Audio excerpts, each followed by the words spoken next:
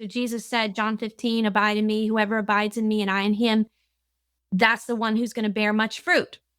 He didn't say, produce the fruit so I can let you in to abide with me. Exactly. He said, it's going to come from abiding. So we are branches, he is the vine. And I know Paul tells us how we're made right with God. James is telling us what a life made right with God looks like naturally flowing down. So Paul says, don't trust your own works. It's not going to get you far. He even uses himself as an example. He was like, I'm the best at all these things. I was better than all Yeah. y'all at all this good stuff.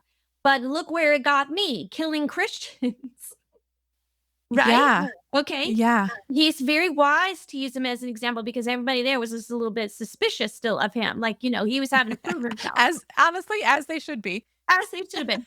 So you're not pitting the two things together. They're holding the same gospel that Christ has come to dwell with mankind and to Yeah. turn this world upside down and reconcile it to the Father. They're holding that same gospel, just two different sides meeting in the middle.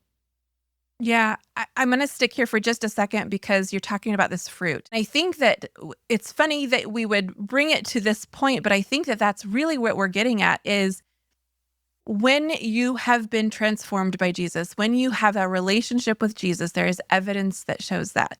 There are the good works that show that.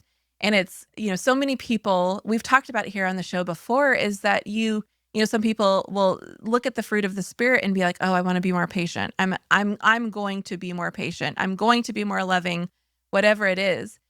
When in reality, it is the closeness. It's the abiding. It is when we abide with Jesus, we bear much fruit.